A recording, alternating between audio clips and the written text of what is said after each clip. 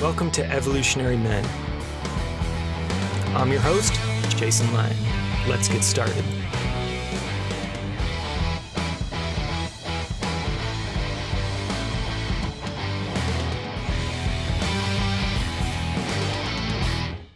All right, and welcome back. So on this episode, I want to talk about the new standard for powerful men. So this is a cultural shift we get to really hold the torch for and frankly be the torchbearers of in men's work.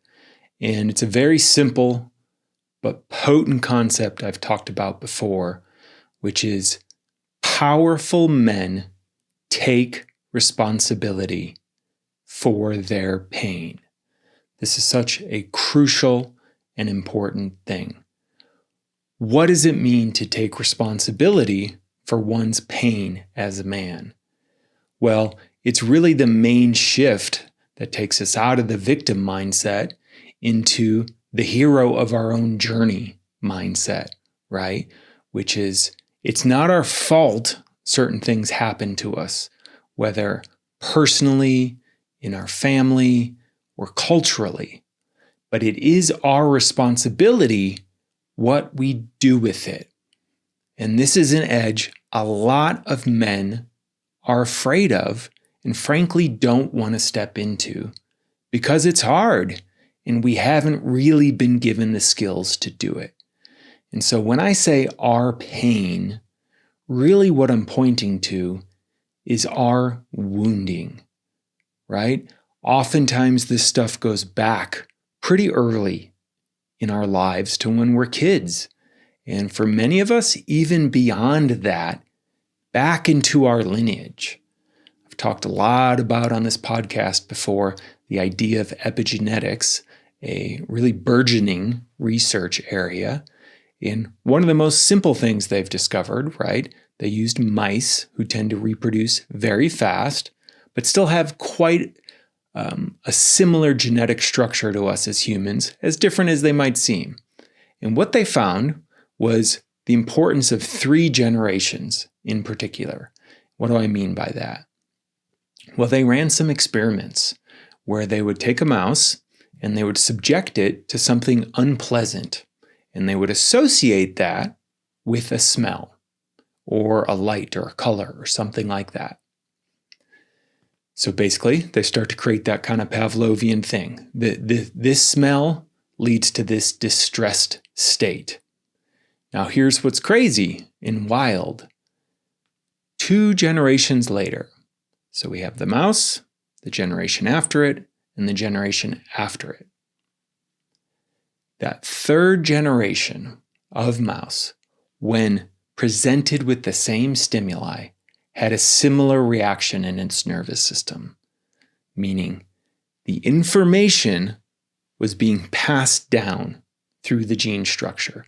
And what they've discovered is that actually happens in the epigenetic layer, the layer outside of your DNA. There's all these switches that can turn on and off, and that part is actually pretty malleable. And it's a way to transmit certain information, particularly about our relationship to the environment. And they've tracked this with human beings as well, often that have gone through war or famine. We can see certain markers passed down, particularly through the 3 generations. Why 3 generations? Well, it's the kind of wild thing, right? The way genetics works and birth works is the second a female is conceived, her eggs start to form. And what's wild about that is that means when one woman is pregnant with a daughter, inside that daughter is the egg of her inevitable children, right? So you actually have the genetic structure of 3 generations living simultaneously and being influenced by each other. So the stress hormones of the pregnant woman express into the developing fetus and the developing fetus's eggs, which then become another person eventually. So this is kind of the mechanic they think is behind this. So, what does this have to do with taking responsibility for our pain as men? Well, sometimes the things that provide challenge for us, or ways we don't show up, or are triggered, or really struggle in life, aren't even necessarily rooted in our direct experience. They're rooted in our lineage, the generations before us. And so, even beyond epigenetics, right, there's cultural and familial passing ons of the culture of a family or a country or a group of really any kind. So taking responsibility is twofold. Actually, it's even threefold. It's responsibility for my pain that I've experienced in this life. It's taking responsibility for the pain of my lineage and the fact certain things got passed on that really, in some sense, were no one's fault, but I'm going to take responsibility for shifting it.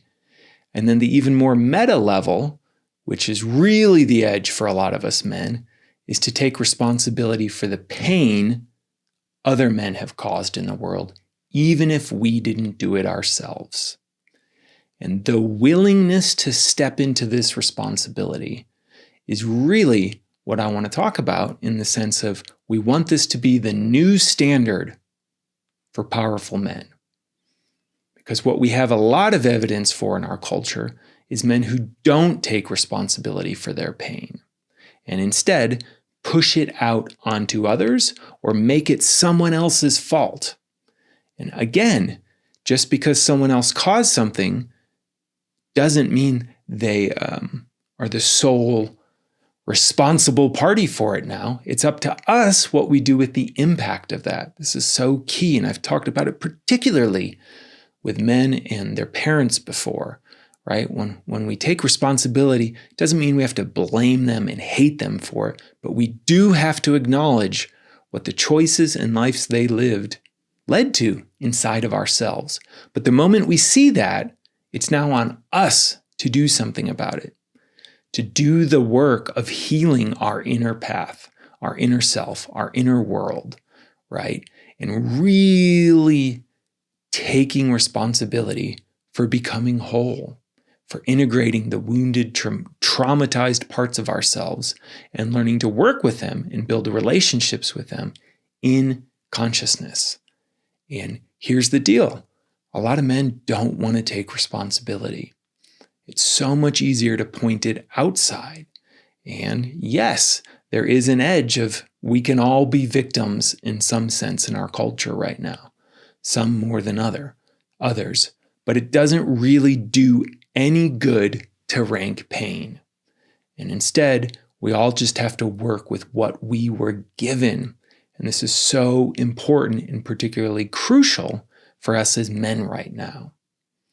And one of the ways we can take responsibility for our pain is by surrounding ourselves by other men who will point it out to us and help us metabolize and process it and become more conscious around it. I've told so many stories about men's group, right? Where I go in, let's say I got an issue with my wife and I want to rant and rave and blame her and demonize her, whatever it is. And it's often through men's group, it's pointed out to me, hey man, you're co-creating that just as much as her. So before you go attacking and blaming her, have you taken responsibility to shift your side? Can you say with 100% integrity that you've done that you've done your part to shift this dynamic? And oftentimes, guess what? I haven't, because it's easier to point the finger out than it is to point it in and say, I got to make a shift here. I got to do something different.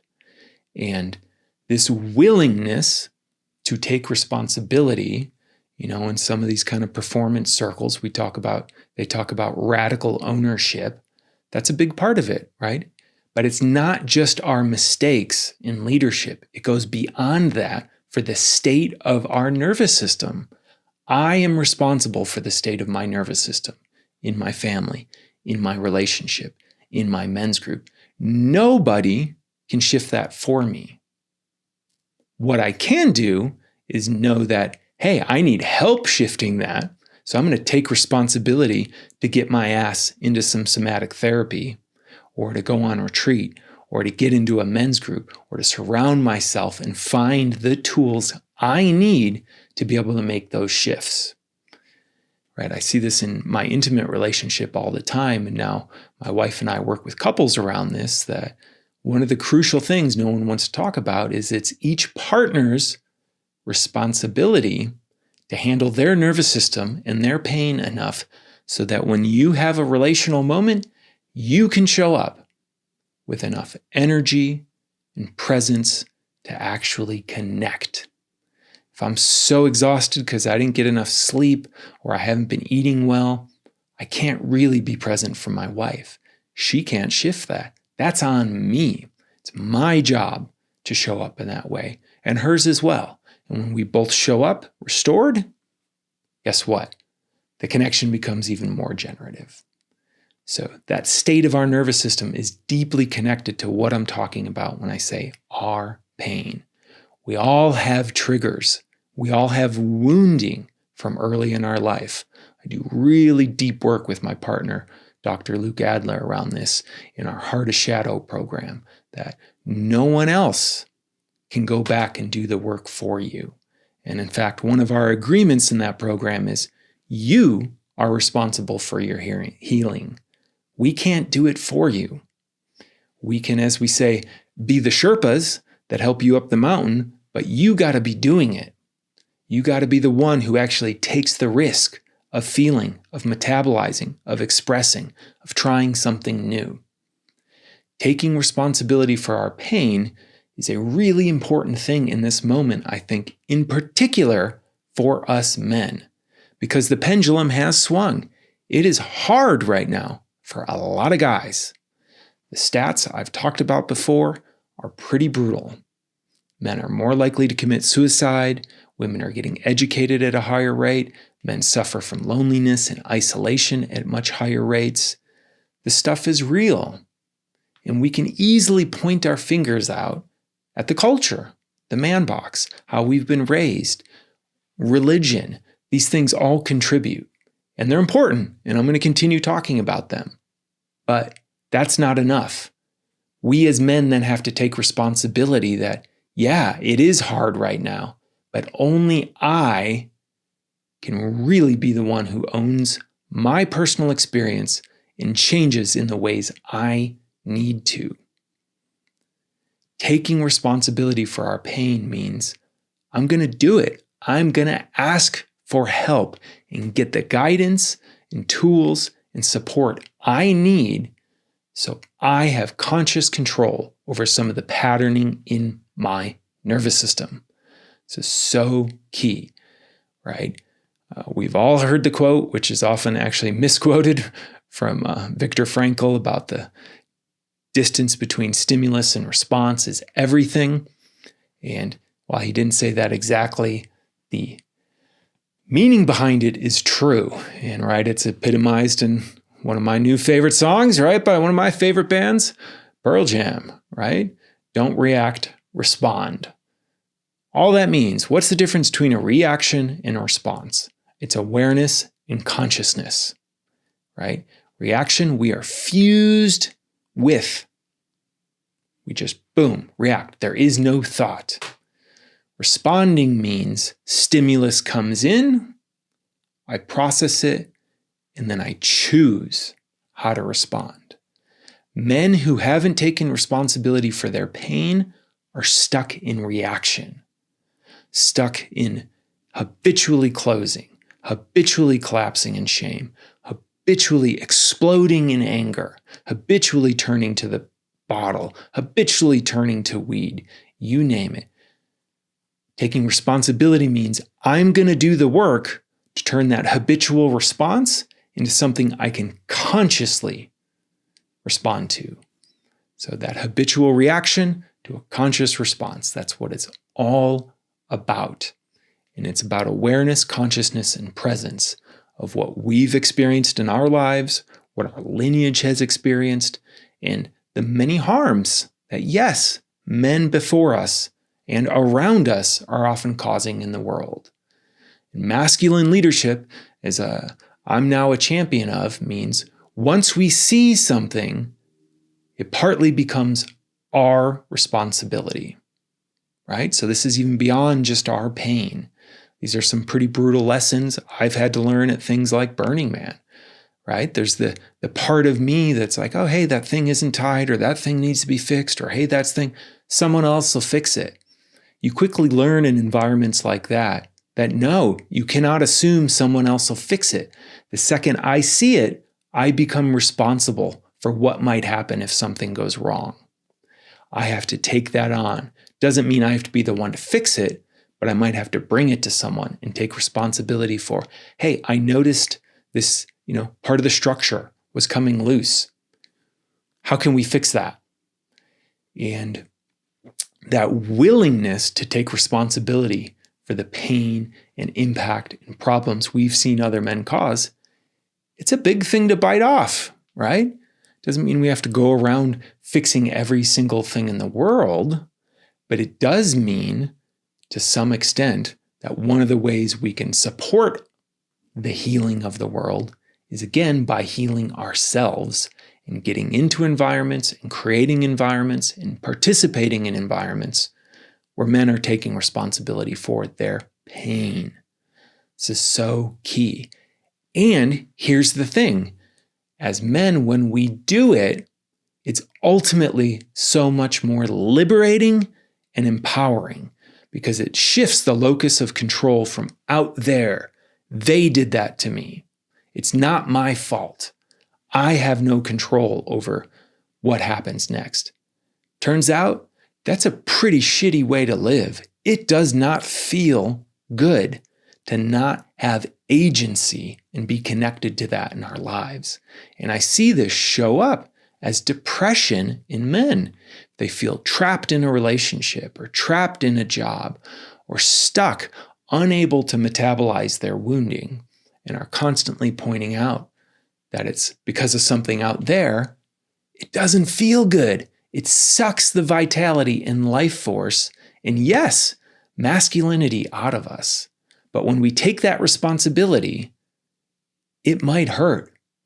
Ugh, man, this is tough. I don't know how to do this. I don't even want to do this. But how else is it going to shift?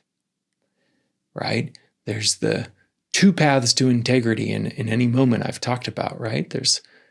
We shift the commitment, or we become aligned with the commitment. We actually do the thing. So when our life isn't going the way we want it to, we can take responsibility, even if it is coming from an outside thing. It's like, hey, well, I have no control over that, but I do have control over this. And that feels better.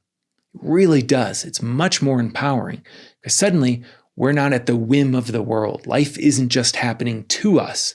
It's the shift to, I have agency and direction and choice in my life, and I can happen to my life, right? I can lead myself towards more wholeness. So taking responsibility for our pain as men is one of the most crucial things we can start to shift the culture of masculinity around, right? My first episode is Real Men Feel Everything. We could easily add to that right now, that real men take responsibility for their pain. They don't make it someone else's fault, even if someone else caused it. What we do is we take responsibility for, what do I do with that now? Now the keys are in my court. I have the choice for how I handle this, right? It's gonna take healing. It's gonna take training. It's gonna take vulnerability, getting uncomfortable, getting relational. So many of these things that us men are often afraid to do because frankly, we just weren't taught how to do it. But you as a man, your willingness to take responsibility for your pain, that is the new marker of what makes you powerful. Your willingness to sit in the fire of your own wounding and work through it. There's really nothing that isn't workable when we have the right community, the right tools, and the right accountability and people guiding us. It's really incredible how much we can transform as human beings. I've seen it in myself, and now I've seen it in the hundreds of men I've worked with and coached in men's groups and programs and retreats. And here's the other thing. There is never going to be a good time. I've seen this in my own journey, and now I've seen it with, like I said, so many men I've worked with. There's never a good time to start. Life never magically calms down. There's always something happening. And it is one of the most powerful masculine traits we can cultivate to say, yeah, and despite all that, I'm going to put attention on it now. I'm going to commit to healing myself. I'm going to commit to unwinding this pain I've been carrying sometimes for months, years, decades, and for some of you guys, generations. Absolutely. And that's a powerful, powerful place to be as a man, and a powerful, powerful space to lead the way. It is incredibly inspiring to me as a coach, as a men's group facilitator, when I see men taking responsibility for their pain and going for it. It makes me want to help them even more. I see it inspire the people in their lives and their communities and other men. It is an act of leadership in and of itself. Luke and I talk about this in The Heart of Shadow is lighting the way. We light the way by going to the hard place inside of ourselves first, by not waiting, by taking responsibility, by playing that edge, by sitting in the emotional and sometimes physical discomfort of things that have accumulated in our nervous system since often when we were born. And when we do that, we make it easier for other men to do it. So part of the power of taking responsibility for your pain as a man is also it makes you a leader. This is so key. You become a leader for other men just by taking ownership of your pain and learning to work it and heal it. As you can tell, I'm pretty passionate about this, and I think this needs to be the new standard for powerful men, right? When we look at a man and we say, that's a successful man, we need to take into account how much responsibility for his pain, the pain of his lineage, and the pain of other men is he taking.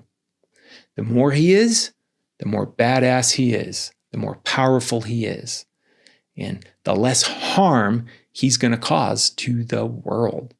So much of the strife and tension we're seeing in the world right now, it comes from men who aren't taking responsibility for their pain and instead pointing it, hey, it's out there, and then wanting you to point it out there. Because the second it's pointed out there, they have control over you.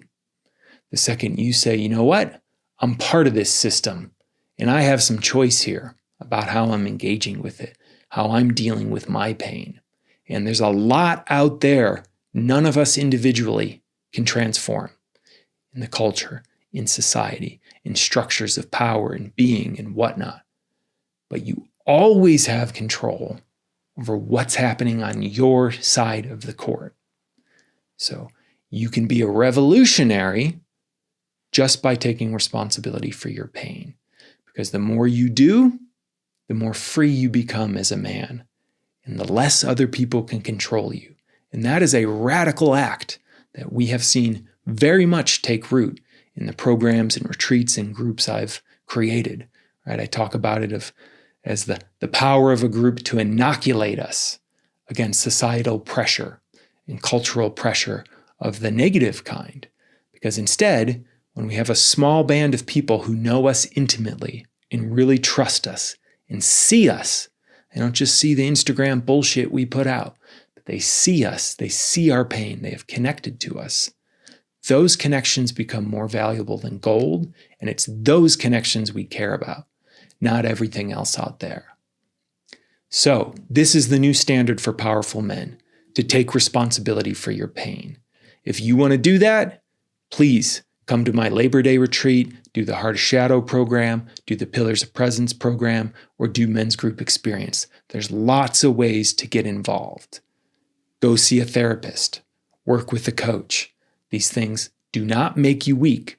They make you powerful. All right, until next time.